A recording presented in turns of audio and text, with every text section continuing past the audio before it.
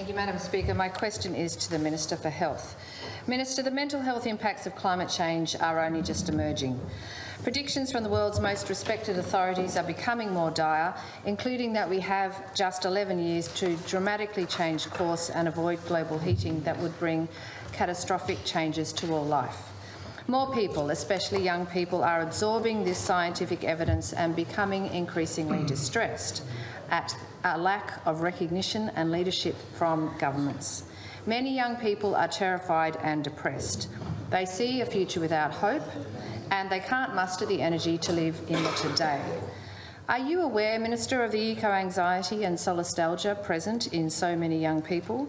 Are you preparing for the trauma communities will suffer from escalating and more extreme bushfires, floods and storms? Have you met, Minister, with the Tasmanian branch of Doctors for the Environment to seek advice from medical professionals on how best to prepare our communities and support young people? Good question. Thank you. The Honourable Minister for Health. Thank you, Madam Speaker. And thank you, Dr Woodruff, for the question. I'll answer this question in two parts. The first is to say that the government's got a very strong plan for mental health and we're implementing it. And we're already seeing the benefits of that in our community. We've seen a $104 million commitment to strengthen, to improve and to grow mental health outreach services in the community, in our hospitals. We're building infrastructure, and even last month, it was late March, we saw the rollout of Dr Groves, our Chief Psychiatrist's own innovation that we have backed in and funded around mental health hospital in the home, which is, I'm hearing reports of very, very positive feedback about what that's meaning in the lives of people who can be supported, prevented from even needing hospital, which is, I think, a wonderful outcome. We'll continue to roll out our package of measures, and I'm happy to discuss that in detail at the appropriate time, because we're absolutely committed to working with all of our stakeholders. I said I'd answer this in two parts. We're working with all of our stakeholders because not only do we want to talk up the importance of resilience, prevention, early intervention and the acute supports that we need, we want to take action, and we are. Our track record shows that we are the government that's overseen the largest expansion of mental health services across that spectrum of care of any government ever in this state. The second part of my answer, Madam Speaker, is one that's more reflective of what the Green movement is doing to young people in our country. Okay. I applaud. And if you'd just be good enough to listen to the answer. Oh, I know exactly what you're going to say. Where you're going. It's the United Nations. Order. 98% of scientists worldwide. Order. I applaud. Not the Green movement. No, you don't want to listen. I applaud, and the government applauds, those people of goodwill who want to raise a legitimate issue and see legitimate practical solutions to assist our community with climate change.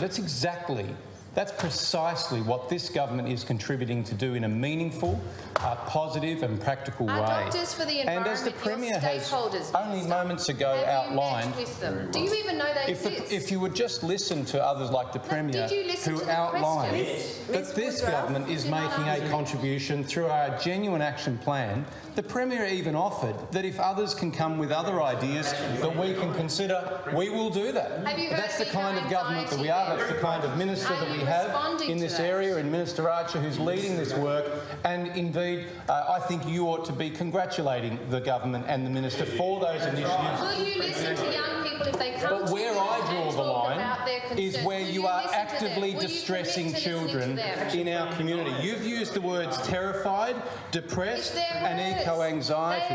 And there is a place, Madam Speaker. Will you listen to the minister if they come to you? Will you please listen to my answer? Warning number one.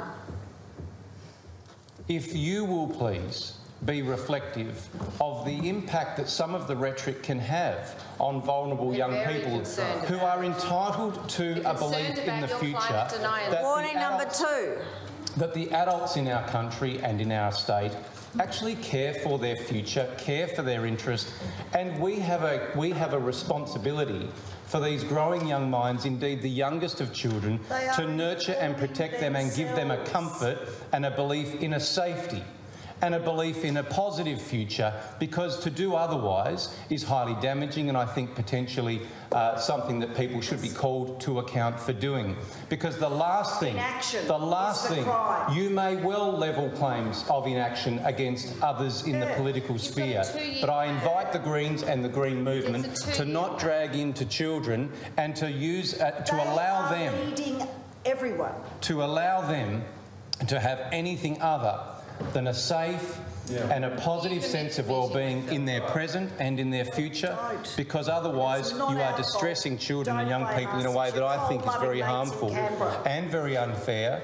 And those comments were made here yesterday, and I support those comments. Thank you. I'll take Dr. Broad. Treat the kids like they're stupid. Thank you, Madam Speaker. My question is to the Treasurer.